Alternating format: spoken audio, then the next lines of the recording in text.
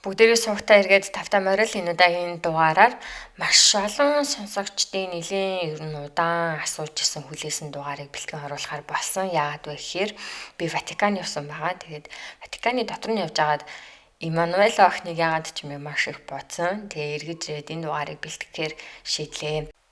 7 сарын өмнө манай суваг дээр орсон Эммануэла Орланди гэх охины алга болсон хэрэг дээр Ватикан дотор үйл ажиллагаа явуулдаг Иллюминати бүлэглэлийн нууц ложийн гишүүдийг Эма охины хэрэгт маш их сэжиглэж байсан тухай бүгдээрээ ярилцсан.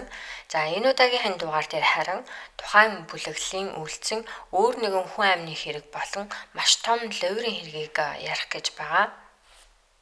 За та нар маань бэлэн бол бүгдээрээ үндсэн хэрэг рүүгээ орцгоё. 2002 онд Итали улсын Милан хотын Intesa Sanpaolo гэдэг нэртэй банкнд 20 жилийн туршид огт онгоогүй хадгаламжийн хайрцаг олдсон. Тухайн хадгаламжийн хайрцагийг онгойлгохын тулд банкны удирдлагын зүгээс цагдаагийн газарт дуудлага өгж онгойлгох хүсэлтийг гаргасан байна.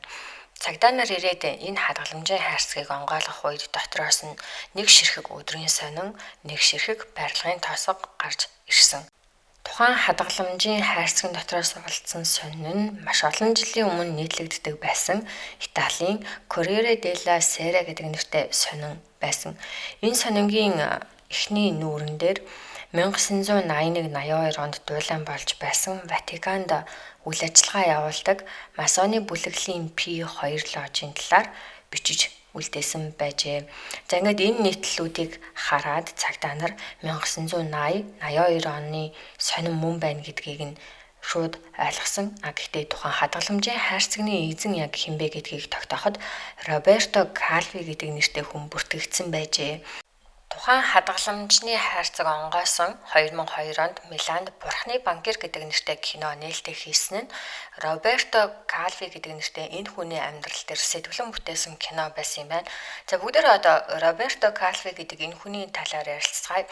Тухайн хүн 1920 оны 4 сарын 3-ны өдөр Итали улсын Милан хотод Giacomo Calvi болон Maria Rubini гэх хосын хүү болон мэндэлжээ. Түүний аав Giacomo Calvi Италийн худалдааны банкны захирлаар ажилладаг байсан. Роберто ер нь том болоод Миланы хамгийн алдартай их сургуулийг төгсөөд аавынхаа ажилладаг байсан Италийн худалдааны банкнд ажилд орсон байна. Түүний ирээдүйн алсын зорилго нь бол Италийн хамгийн алдартай банкир болох. Роберто Кальви гэдэг нэртэй энэ хүний ажил карьерийг ярихын тулд нэгэн банкийг ярих ёстой. Тухайн банкыг Ambrosiano гэдэг Италийн Миланд байршилтай католик банк. Тухайн банк нь 1896 онд Ватиканы төв банк болох Ёрын санхүүжилтээр Италид үүсгэн байгуулагдсан юм байна.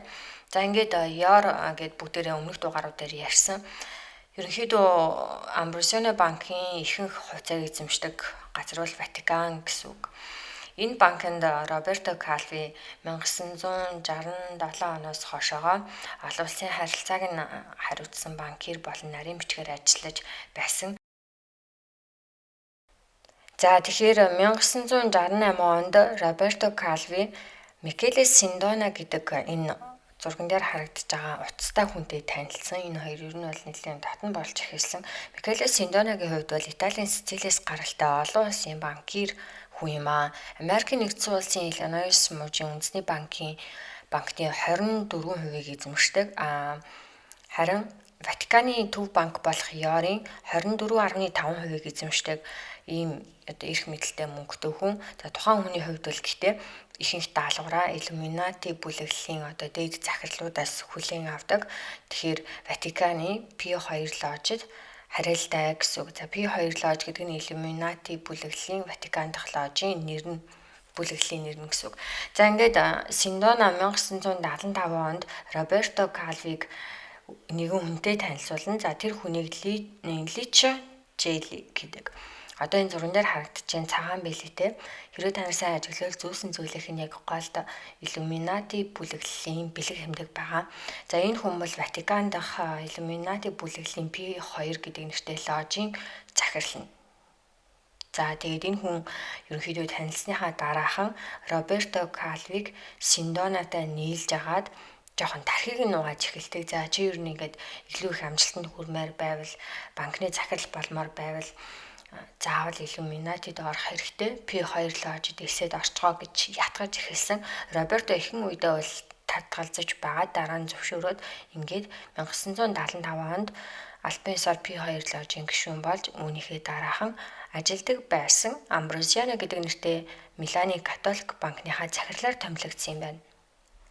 Амброзиано банкны захирал болсноос 2 жилийн дараа 1977 оны 11 сарын 9-ний өглөө Милан хотын нэгэн сэтгүүлээр Роберто Калви шоронд орлоо гэдэг мэдээлэл гарсан. За ингээд энэ нийтлэл дээр ер нь Амброзиано банкнаас Швейцарын дугаартай данс руу олон сая доллар экспортлсон. Үүнээс гадна татварын лувиар мөнгө угаалтыг Амброзиано банкаар дамжуулан Роберто Калви Ватикантай хамтран хийлээ гэдэг бүр маш туйлантай нухацтай мэдээлэл гарсан байгаа. Гэхдээ хамгийн аимшигтай зүйл бол энэ нийтлэлийн захиалагч нь бидний түрүүн ярьсан Синдона байж таарсан байгаа. За Синдона бол түрүүн ярьсанчлан Робертог Illuminati бүлэглийн ложид оруулсан. За энэ банкны захирлаар томилоход нь тусалсан хүн байгаа. Ингээд энэ хоёрын хооронд энэ 2 жилийн дотор тэр Illuminati-гийн Ватиканд байгаа ложид нь маргаан үүсээд тэр маргаанаас болж Синдона Роберто Калвид маш их уурлаад энэ нийтлэлийг захиалгаар бичүүлсэн гэдгийг сүүлд нь тогтоосон байгаа. Роберто Калви эдгээр нийтлэлүүдийг ерөнхийдөө угаасаа Синдона гаргуулсан гэдгийг нь удалгүй мэдээд Синдонатай ярилцаад за чи энэ миний талаарх мэдээллүүдээ одоо болцгоо би чамд $500,000 тэнцвээс хэмжээний мөнгөн гүйлгээ хийя, Сицилийн банкаар дамжуулж чам руу шилжүүлнэ гэдэг зүйлийг хэлсэн. За мэдээж хэрэг энийг нь бол зөвшөөрсөн байна. Гэхдээ үүгээр ерөөсөө зогсоогүй. Энэ нийтлэлийн шуугианаас болоод Италийн төв банкнаас энэ Амброзиано банкнд дотоод хяналт шалгалт хийх шаардлагатай болсон. 1978 оны 4 сарын 17-оноос тухайн шалгалт нь эхлээд ингээд маш удаан хугацааны дараа ямар мэдээлэл гаргадаг вэ гэхээр Италийн төв банкнаас олон нийтэд мэдээлэхдээ за Амброзиано банкны захирал болох Роберто Калви маш их хэмжээний мөнгийг гадаад руу гаргасан байна. Тухайн гадаад руу гаргасан мэдээллүүд дээр нь Швейцарын банк, Зүригод байрладаг Ротшильдийн банк, за Бахамад байрладаг банк, Перуд байдаг банкуд руу хэмжээний мөнгийг гаргасан байна гэж буруутгасан. За ингээд Роберто өөрөө энийгээ тайлбарлахдаа юу гэсэн бэ гэхээр за Ватиканы төв банк болох ЯОР тухайн гүйлгээнүүдийг манайхаас зээлээр аваад манай банкнаас энэ 3 өөр банк руу явуулахыг хүссэн. Тэм учраас энэ шилжүүлгүүд хийгдсэн. Тухайн өрийн бичгүүд нь надад байгаа. Энэ өрийн бичгүүд дээр Ромын папын гарын үсэг байгаа. Тэм учраас Ватикан энэ мөнгнүүдийг гадаад руу шилжүүлэх гүйлгийг хийхийг хүссэн юм аа. Тэгээ би бол буруугүй гэдэг зүйлийг ярьсан. Харин Ватиканы зүгээс Роберто Калвиг бол худлаа ярьж гин бид нэр ямар ч зээл Амброзиано банкнаас аваагүй. За тэгээд дээрэс нь өөр нэгэн 3 загтал дэлгэсэн Ватикан тэр 3 загтал дээр юу байсан бэ гэхээр Миланд байршиж байгаа Амброзиано банкны захирал Роберто Калвигийн гарын үсэгтээ за Ватикан бол манай банкнд ямар ч үргүй гэдэг нь үнэн гэсэн загтлууд байсан. За тэгэхээр нэгсэндээ их хэмжээний мөнгө хаачсан мэдэгдэхгүй алга болсон мөнгө угаасан. Гэтээ яг хинэн хариуцлага хүлээх вэ гэдгээр аль нь буруугүй гэж байр суурьтай байсан.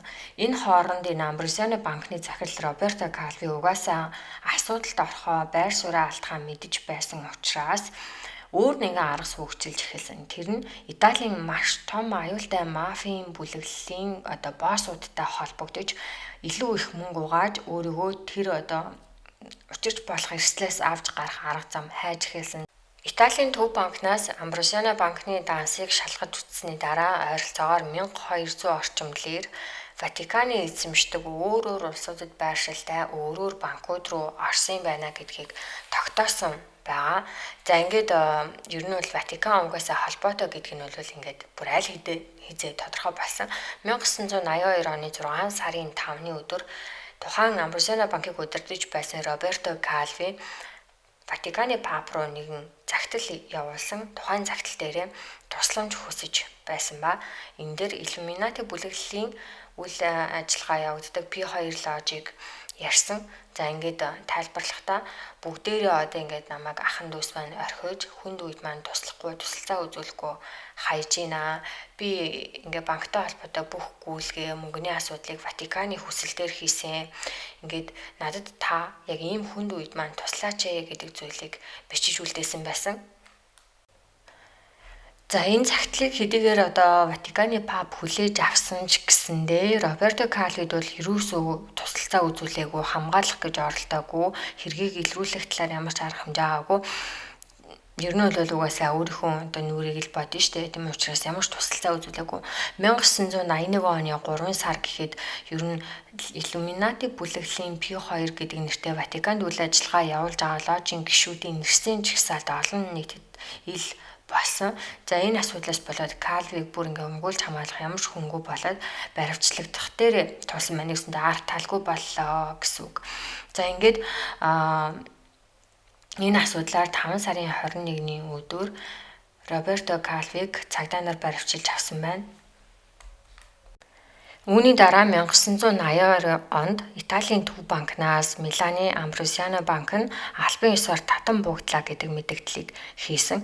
За ингээд мэдээж хэрэг Роберто Калвигийн шүүх хурал болсон байгаа. Тэгээ шүүх хурал дээр бол яг үүндээ нэг юм сэжигтэй байсан. Ер нь бол амар том нууц тээж байгаа нь мэдэгдэжсэн. Үүнээс гадна өөрөө хэлэхдээ би бол хэн нэгний зарц болохоос энэ бүх мөнгийг одоо ганцаараа угаасан хэрэг бол байхгүй. Тэгээ Ватикан ингээ хариуцлага хүлээх ёстой л гэдэг юмыг ярьсан. За ингээ 4 жилийн хугацаатай Роберто Калви шоронд хоригдсан байгаа. Хоригдож байгаа хугацаанд маш олон удаагийн одоо сүрдүүлэг хүлээж авсан. Сэтгэл санааны гутралд бас орсон. Үүнээсээ болоод амиа хорлох гэж хэд хэдэн удаа оролцсон байдаг. За гэхдээ Роберто Калви 4 жилийн ял идлээгүй 1981 онд баривчлагдаад 1982 онд суллагдсан. Ерөнхийдөө Италид байхад өөрт нь маш их төгшүүртэй байсан. Яагаад гэвэл Иллюминатигийн лож өөрт нь муу зүйл хийж магадгүй, эсвэл ингээ мафийн өөртөө нээлж мөнгө угаасан гэмт хэргийн бүлэглэл өөрийг нь хороож магадгүй маш их хэрсдэл байсан учраас хаашаа ч юм бэ цугтах хүсэл Робертод ер нь бол төгсөн. За ингээд нийтдээ 8 нислэг солиод Английн Лондон руу зогцсон ба Лондонд очиод ер нь Роберто хинтэж уулзаагүй, хүмүүс яг хаана байгааг нь үнэхээр мэдэхгүй ингээ алга болсон, бүр ор сургуу алга болсон.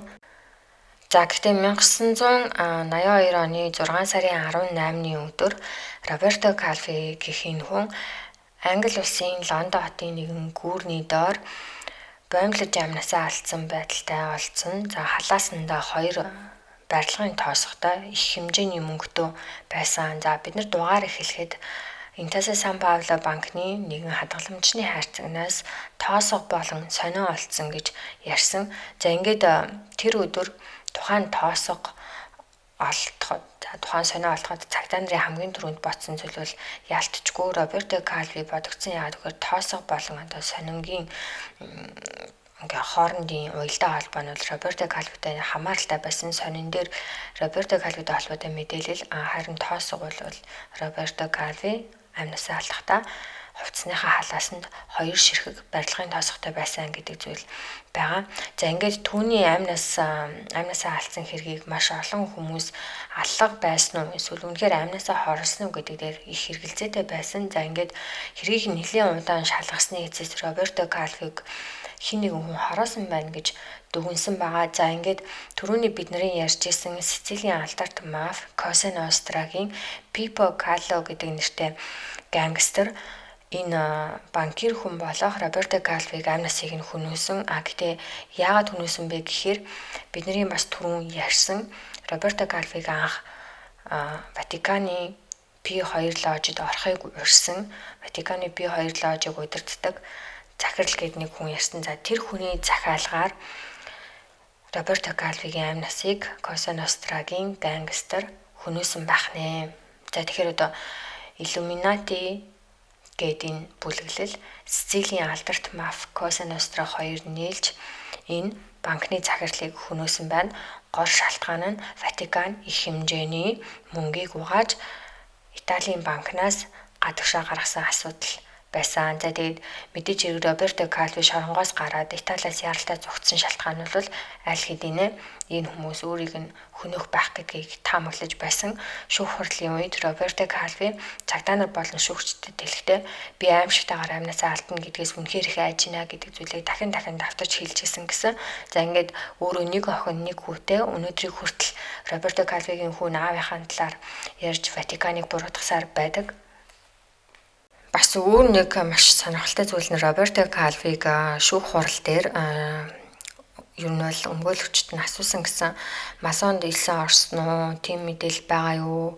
Масонд орсон гэсэн чинь үнэн үү гэхээр Роберто Калви дандаа үгүй, тийм юм мэдгүй хэзээ ч орж байгаагүй гэдэг хариултыг өгдөг байсан ихэндээ. Сүүлдээ ерөнхийдөө нэлийн жоохон шантарсан мэдгүй. Үннээ хэлсэн. За хэлэхдээ би Италид биш Англи улсын Лондон хотод масоны бүлэглэлд ороод гэхдээ Швейцар улсын Женев хотод тангаргаа өргөсөн гэдэг зүйлийг мэдээлсэн байна. За бид нэг Италийн мафийн дугаар дээр Дон Масиногийн хэргийг ярихдаа мафийн 2 дугаар дайны талаар яриад Cosa Nostrаг ярьсан.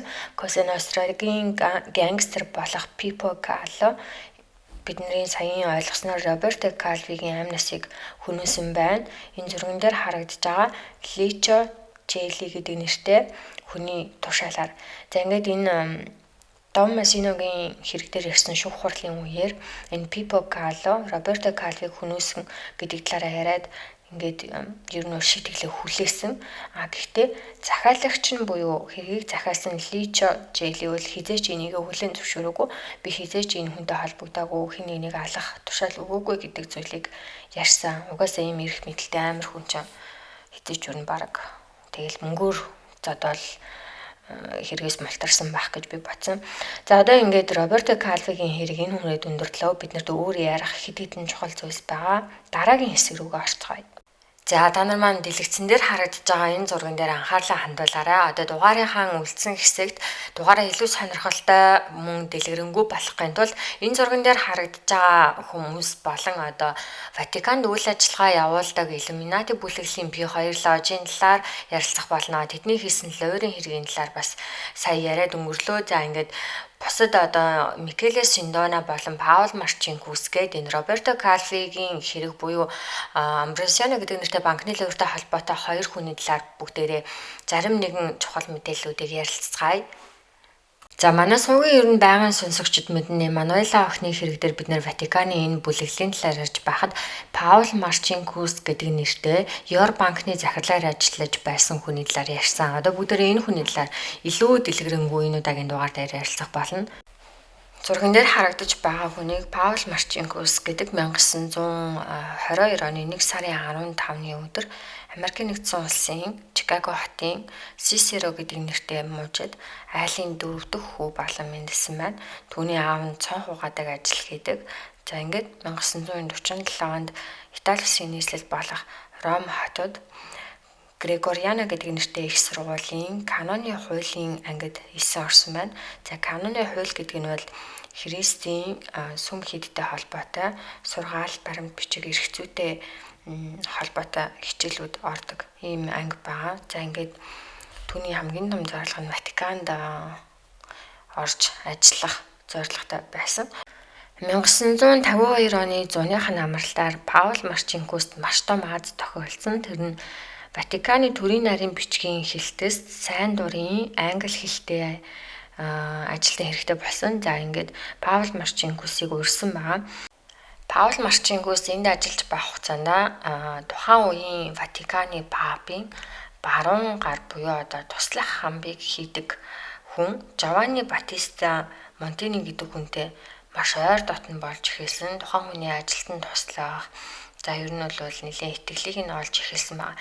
Тийм ч учраас энэ Жованни Батиста Монтини Паул Марчинкусийн цаашдынх нь карьер ажилтанд дандаа тусалж ирсэн. Ер нь ардаа ингээд амар том арт талтай болчихж байгаа Ватиканд. За энэ хүний тусалцаагаар Боливи улс руу Ватиканыг төлөөлөн нарийн бичгээр яваад тэндээ очиод хэсэг хугацааны дараа одоо тухайн улсын сүм хийдэд шашны байгууллагад ажилладаг хүмүүст зориулсан зээлийн системийг үүсгэн байгуулсан. Үүнийхээ дараа Канада улс руу яваад Ватиканы дипломат төлөөлөгчөөр ажиллаж эхэлсэн ба энэ хоорондоо Америкийн Бостон болон Чикаго руу ойр орхон ирж очиж зарим нэгэн том сүмүүдэд одоо зөвлөх ажил хийдэг байсан. Тэгээд тухайн үедээ Америкт байхдаа Иллинойс мужийн үндэсний багийг нь эзэмшдэг Давид Кеннеди гэдэг хүнтэй маш ойр дотн найзууд болж чадсан. 1959 онд Америкийн нэгдсэн улсаас Паул Марчинкус Ватиканд буцаан дуудагдсан. Ингээд Ватиканы гадаад хэргийн яамны 2 дугаар хэлтсэд нь кардинал Бенелли гэдэг хүнд туслахаар ажиллаж эхэлсэн байна. 1963 онд Ватиканы пап солигдсон. Түрүүний бидний ярьж исэн Жованни Батиста Монтини Ватиканы шинэ папаар томилогдсон байна. Энийг дагаад Паул Марчинкусийн карьер бас өсөж эхэлсэн. Ер нь бол Ватиканд орсон цагаас эхлээд түрүүн бид нар ярьсан Паул Марчинкусийн Жованни Батиста Монтинитэй айгүй ойрхон байсан. Тийм учраас баруун гар нь болж хувирсан ба. За ингээд папыг дагаад гадаад руу олон улсын уулзалтанд явах, орчуулагчийг нь хийх, олон улс зохион байгуулж байгаа үйл ажиллагааныхаа зохион байгуулалтыг хариуцах, дээрээс нь Ватиканы папад англи хэлний хувийн хичээл ордог болсон. За ингээд ажиглал ер нь ингээд Паул Марчинкуст ажиллаар нь дамжуулаад айгүй том боломжтой болчихсон. Дэлхийн хамгийн баян одоо банкны захирлууд, Америкийн нэгдсэн улсын сайдууд, ерөнхийлөгчтэй байнгын уулзалтууд хийдэг байсан.